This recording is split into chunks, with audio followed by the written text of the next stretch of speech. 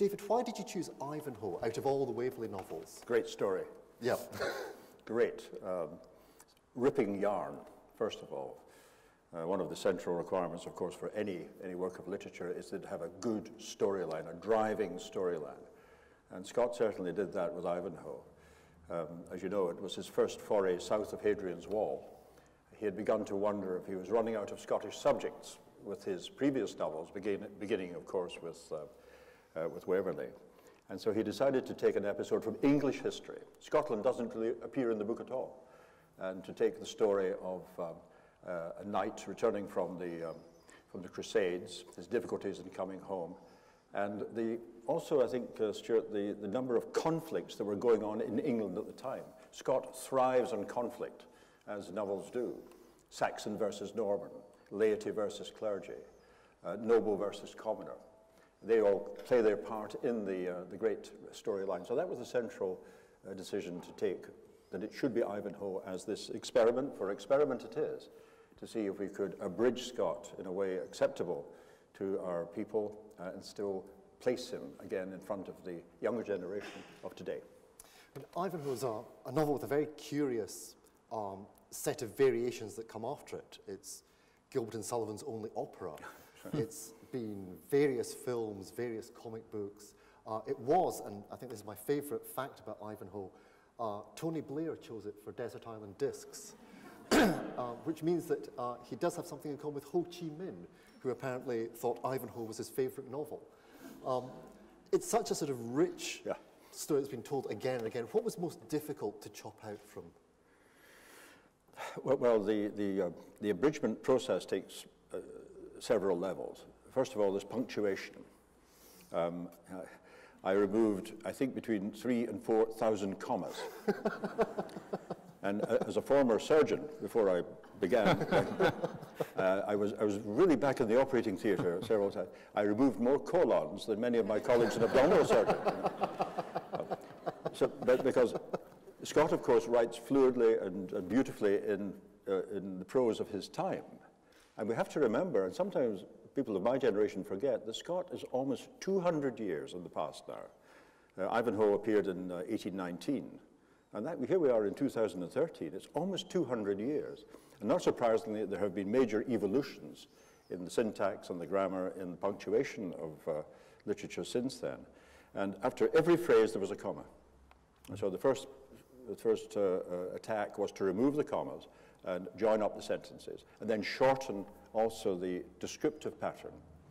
I talked very carefully to a number of abridgers from the BBC who produced these marvelous Book of Bedtimes and Book of the Week for Radio 4, which are so popular in the country. And I took counsel from them about the technique of abridgment.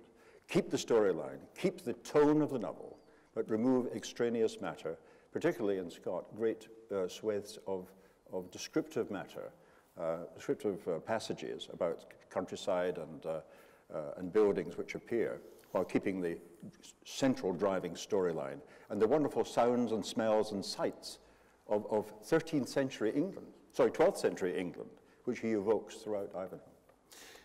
Could we hear just a little bit of the abridgment to get a feel for what you've done? I suppose one thing that is always important to stress with abridgments is in no way does this replace Ivanhoe. No. And one really hopes that younger people who do read this then go on and read the full version with all Scott's great digressions and tangents and historical footnotes.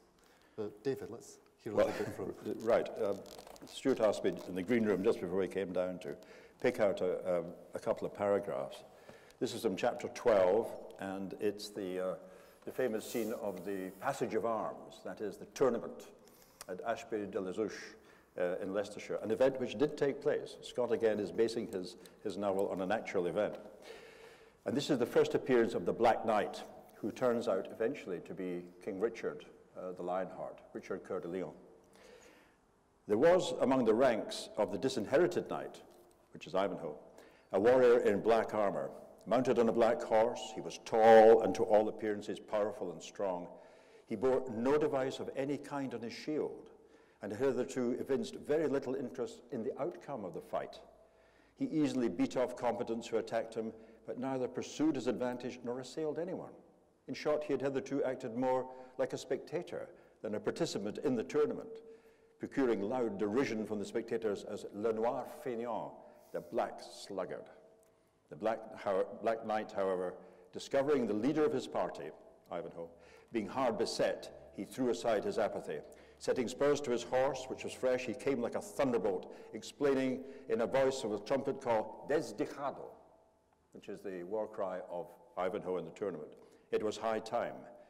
While the disinherited knight was pressing upon the Templar, Front de Boeuf had got nigh unto him, sword uplifted, but before the blow could descend, the Black Knight unleashed a stroke straight to his head. It glanced from the polished helmet, landing with unabated force on the chamfron of the charger. Down it went. Front de Boeuf rolled on the ground, both horse and man, stunned by the fury of the blow. His own sword broken in the assault on Front de Boeuf, the Black Knight wrenched the battle-axe from the Saxon's hand, familiar with the weapon, and brought it hard down upon his crest, sending Athelstane senseless to the earth. Excellent.